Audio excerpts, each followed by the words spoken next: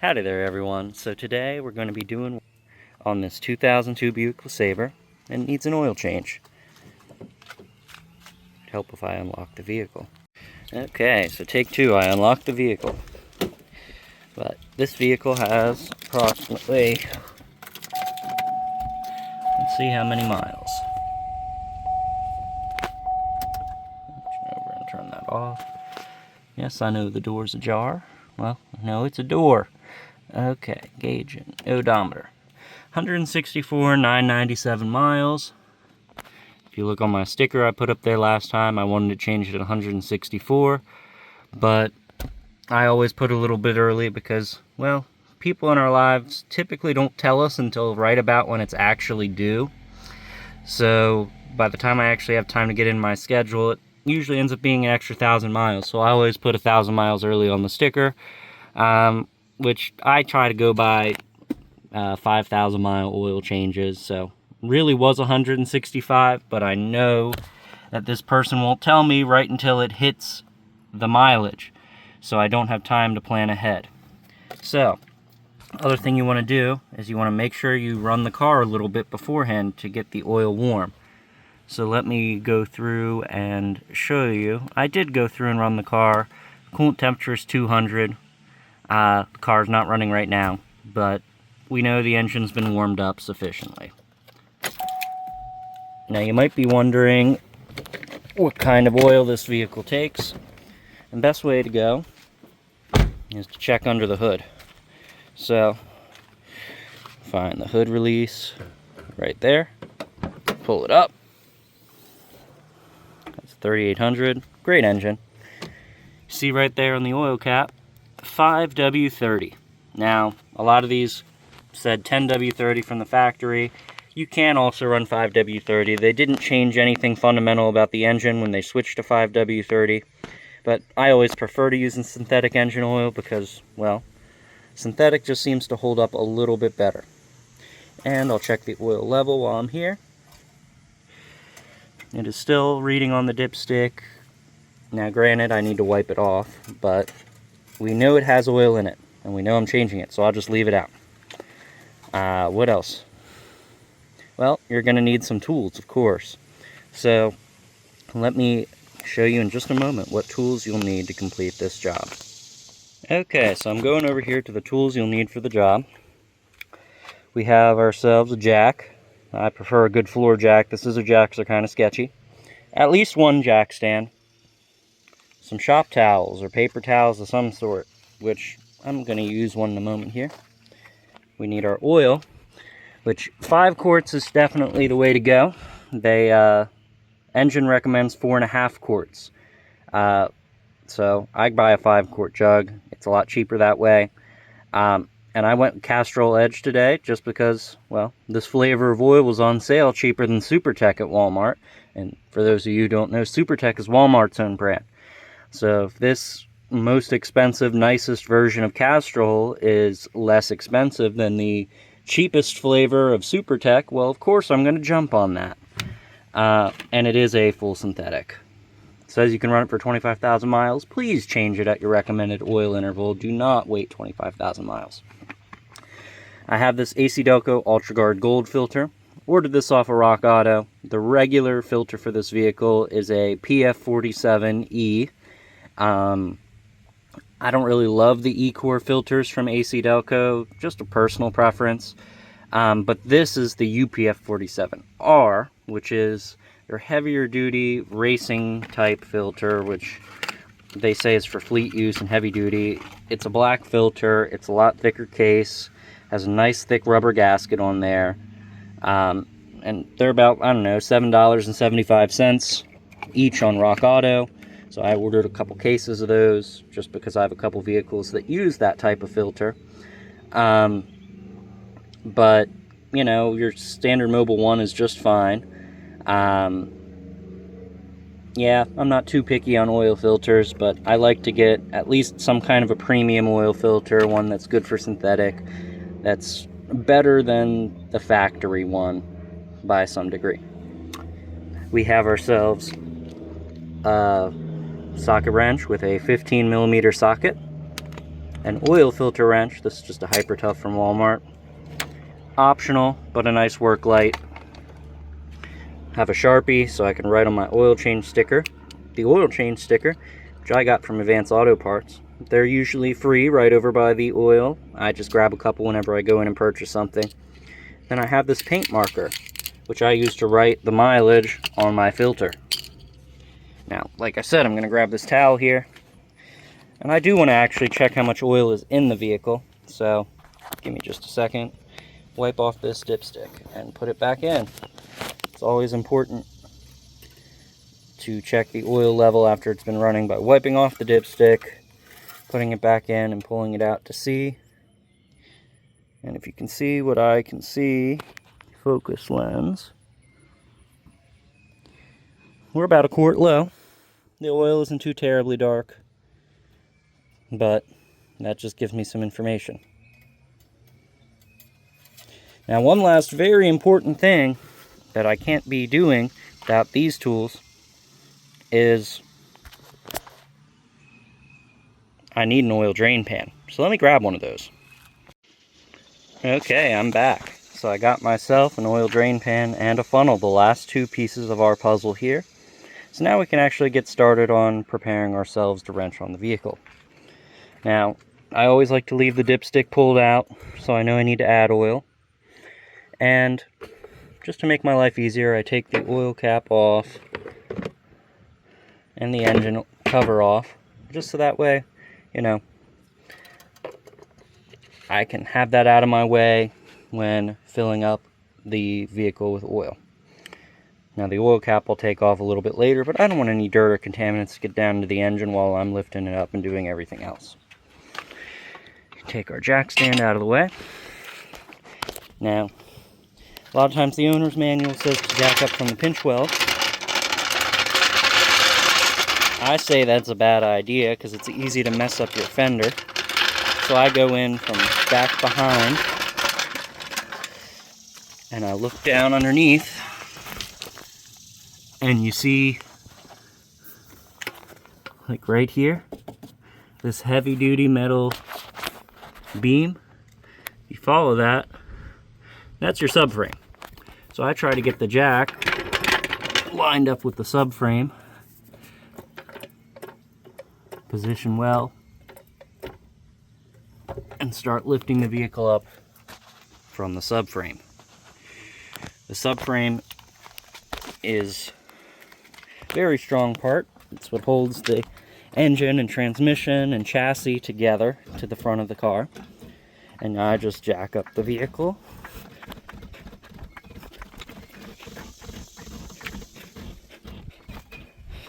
I want to make sure I have enough room for me to get underneath, as well as my oil pan, and have no issues. So the tire's good 6 to 8 inches off the ground. Before I go under there, I'm going to try and do the same thing. You can get a better view of the subframe here. We'll just ignore the rust. And find a nice solid spot to get a jack stand and rest it under so the car can rest on that. Which, I believe this will be enough clearance. Just lower this down gently. And it is now resting on the jack stand. But I do keep the jack underneath. I tighten it back up. That way I have a secondary option just in case something were to fail. And looking over to this side, tires are still on the ground. So now, take my funnel, which has just a little bit of oil in it from earlier, my pan, and I slide it under the vehicle, the drain part facing the back, and might as well, if I'm going under there, grab my other tools and my oil filter and a couple of paper towels so we can get to work. Crawl under here.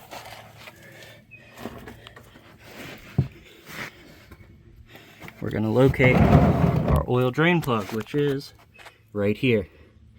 Now there is a transmission drain plug there. I added that pan, make it easier to do transmission fluid changes. But yeah, don't do that one if your vehicle has that. So next, I'm gonna get our wrench, 15mm socket. We're gonna verify really quickly that it's in the proper direction. So, righty-tighty, lefty-loosey. Let me pause it for a second to make sure of that. Okay, so when I'm holding my ratchet, it spins this direction, which means when it's activated and will actually twist, it'll twist in the loosened direction. So now, let me get a little bit extra light for you. We get this on there, and we loosen that drain plug, which just might take a little bit of effort. I'm using my non-dominant hand, so give me a second. Switch hands, drop that in the oil pan. At least there's no oil in it.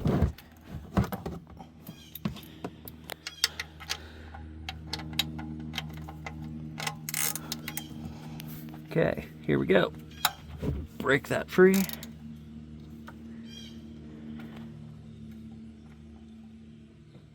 And that is loose enough that I can now undo it with my hand, which is kind of hard to see, but there we go. So you want to keep an eye on this whole situation here. Make sure that the pan is lined up, and keep loosening this.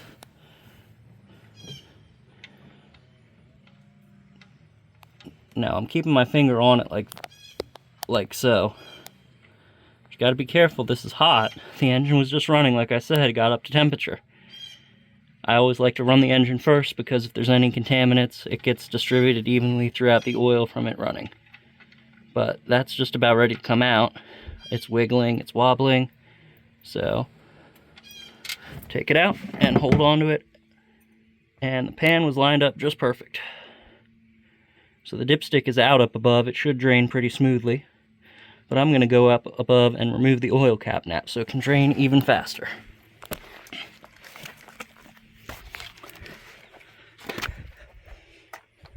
There's the oil cap. You have the cap itself and the whole tube thing that it goes into. I just removed the whole thing, which you can see 165,000 miles. There's some good bit of varnish in there. Hopefully, using good synthetic oil and changing it often should clean it out. I just need to change it a little more often. I do like Valvoline's Restore and Protect. It is a good oil. But they raised the price of it by $7, so I don't like it $7 more. So you can see it's still draining. It'll take a good bit. But now's a good time while you're waiting. Taking your new oil filter and your sticker and writing stuff down, as long as you're not too greasy. So I always write today's date, which is July 19th. Let me shake up my paint pen. So 7/19/26. That's supposed to be a 2. We'll just pretend that together. And 165k miles. I know what that means.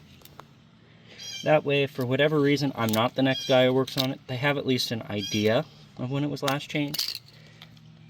And the same thing here. So I always try to do 6 months out as the recommended service date. So I don't know, that'll be 1/19/27. Sure, that's a 2. 1/19/27 at, like I said, I always try to do the mileage 1,000 miles before I want it to be done. So 169,000.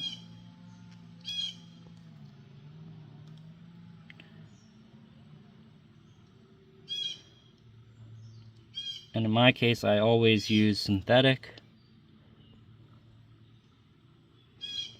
5W30. So that'll go in the car when I'm all done. But the oil should be just about done draining. It's just dribbling out just a little bit. So in a moment we're going to go back under, put that drain plug back in, tighten it up good, and then use these pliers to get our oil filter off. Now you might be wondering, where's the oil filter, Tyler?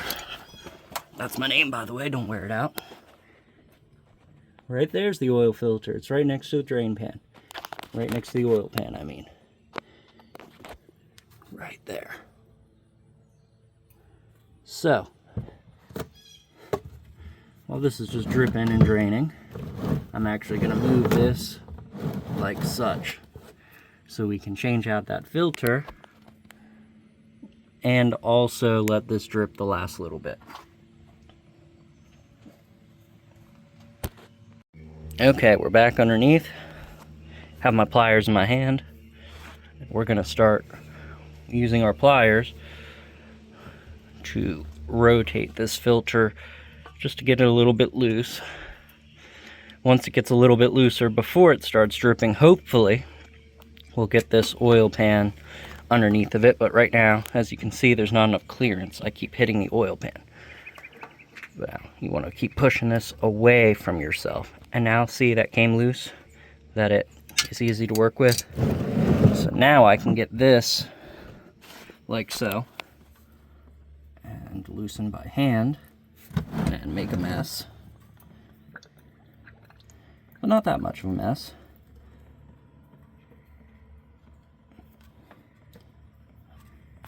Keep spinning this off until it falls out like that.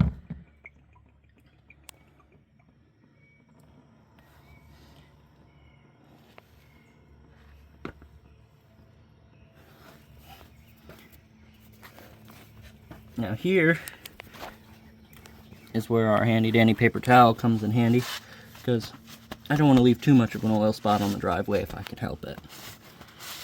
I'll have to use some Dawn dish soap and or laundry detergent, clean that up. Same with here. It's always a smart idea to lay cardboard down before you do work, but I don't always do what I'm supposed to do, even though I should. So now I'm reaching over and I'm putting the drain plug back in by hand, wiping all this down. As you can see, everything's wet. The oil pan on this car is leaking, and at some point I will have to dive into that as a future project. But I do not have time today because I would have to lift up the engine a little bit. The oil pan is kind of structural. It's the motor mount bolts directly to the oil pan, so it's not as simple as just undoing the bolts and dropping the oil pan. Kind of have to have the engine supported to be able to drop the oil pan.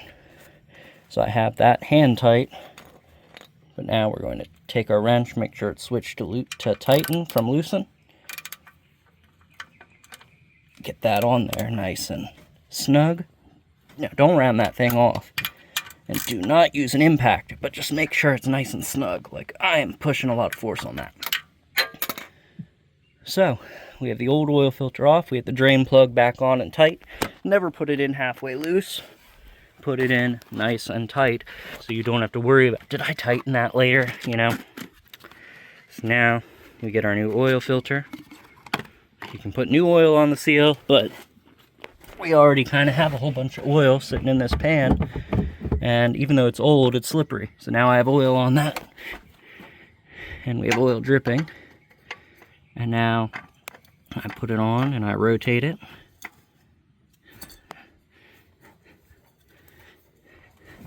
And they say to go hand tight. And then a 3/4 turn past it, which I'm just about there. With just my hand.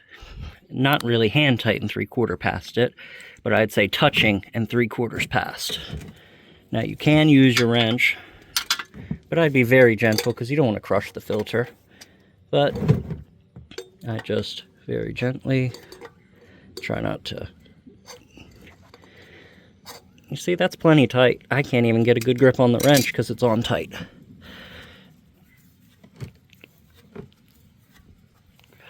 So, that's on there tight. The seal is lubed. And make sure to always look at the old filter and make sure the old seal is on the filter. This one is. You do not want to double gasket it.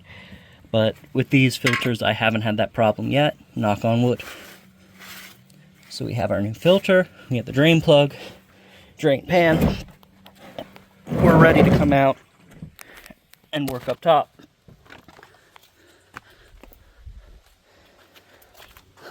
Last step, add in oil. So, like I said, it takes 4.5 quarts. We're going to make sure that we put in a good amount of oil. Now you want to have a clean funnel. Is that a clean funnel? No, that is not a clean funnel. So, let me go clean that out real quick.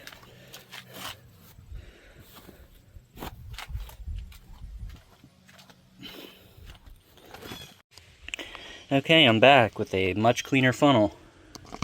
Set that there. Crack open this oil. Like I said, I usually go with whatever flavor synthetic oil is, you know, a little bit above the basic, but not crazy expensive. This was on sale for 25 bucks. The Super Tech synthetic was marked up to $26, so I figured for 25 bucks you can't go wrong. Take the little foil seal off very gently.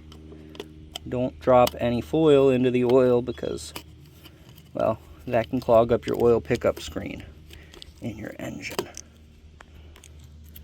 Gently set that there. I'll put the cap back on.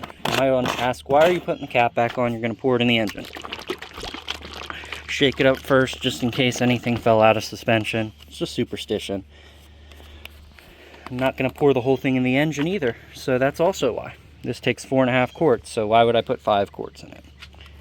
I'm sure it could hold 5 quarts, but you want to make sure you do things right. Now you're going to try your best to pour it and not make a mess everywhere.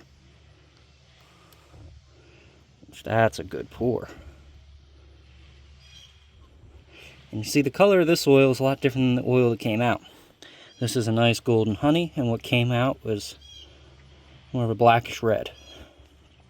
Now I did use Valvoline Restore and Protect before because it was on sale for 29 bucks, which is on the high end of what I'll pay, but they raised the price to 36, and well, it cleans and it cleans well, but I don't want to spend $6 more right now.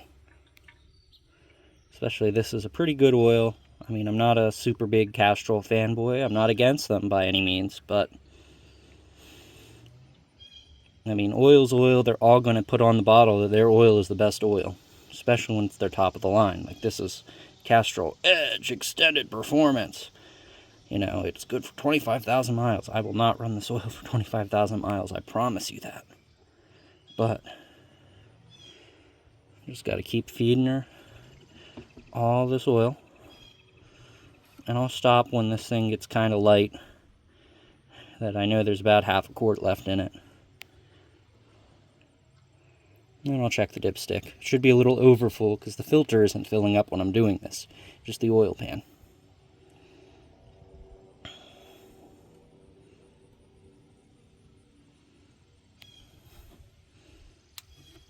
Okay, there's about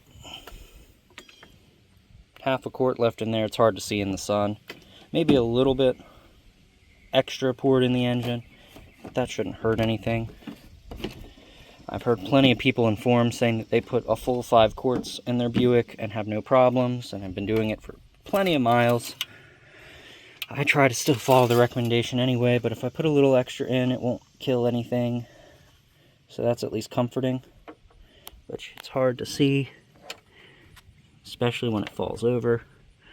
That's just a touch over full, which is perfect because when we start the engine, the level will come down as it fills up the oil filter and everything else. So I'm wiping that off and I'm putting that back in for right now.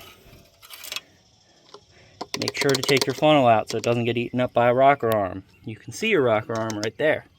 There's 12 of them because it's a 6-cylinder engine with 2 valves per cylinder. And, well, you have a rocker arm for each valve that opens. 6-cylinder with 2 valves a cylinder, 12 valves. Get this thing to sit back in there. Now, the fun part. Start it up. And hopefully the engine does not explode. It shouldn't, because I have done everything according to plan. Have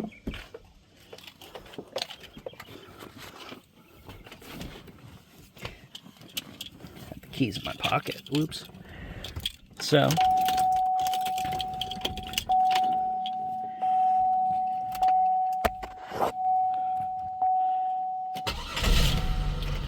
barks right off. Hit the gauge info button.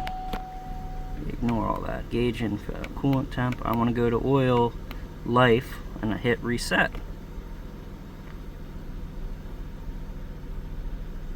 And there's no odd sounds. It's running pretty even. So it's 100% oil life.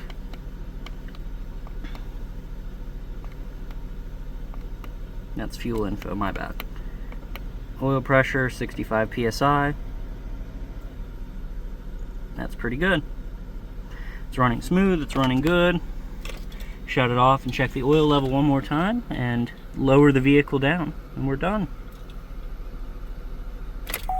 Shut it down.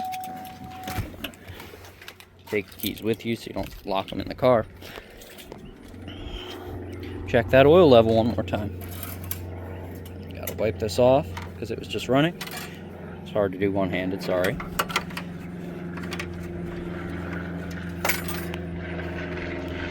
Take the dipstick, throw it back in, pull it out, and let's see what we see together.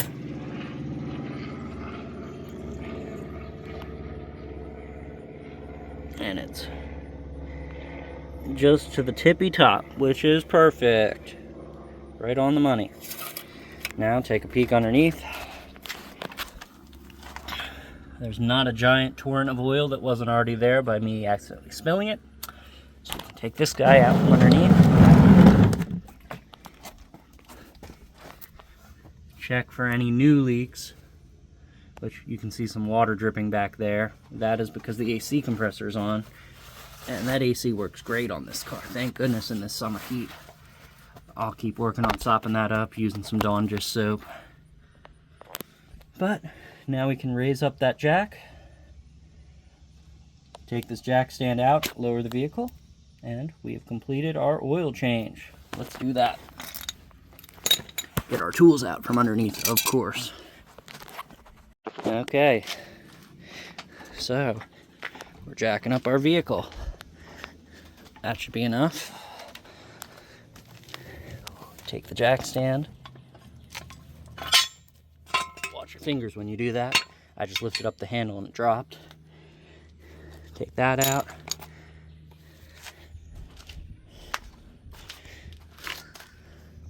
Gently lower the car down. Take the jack out. Don't forget, place that sticker, guys. And get this out of the way. Get all this out of the way.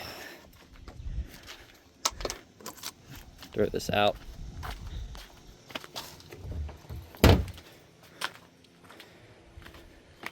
We can close the hood now that we verified the oil level is good.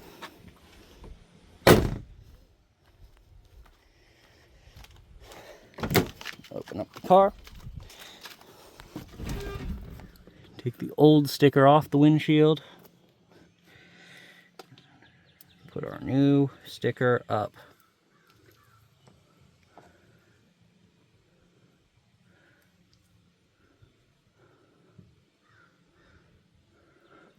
There we go. This car is all good to go. Start it up. Starts right up, quiet, smooth. Mad at me because the door is open. Nice and smooth, all good. You know the engine's up to temp pretty much. And yes, I don't have my seatbelt on because I'm not driving anywhere. But, hope you guys enjoyed that video, found it informative. Thank you very much. Have a good day. So you might be wondering, well, now what do I do with all this oil? Well, I take an empty one of these, or like a washer fluid jug, fill that up, and I take that to my nearest auto parts store. They'll be able to dispose of the filter and the oil completely free of charge under the law, and that way the oil is disposed of responsibly. Thank you very much. Hope you enjoyed that. Please never dump this oil. It'll do a lot of damage to the waterways. Make sure you find a secure place to recycle the oil.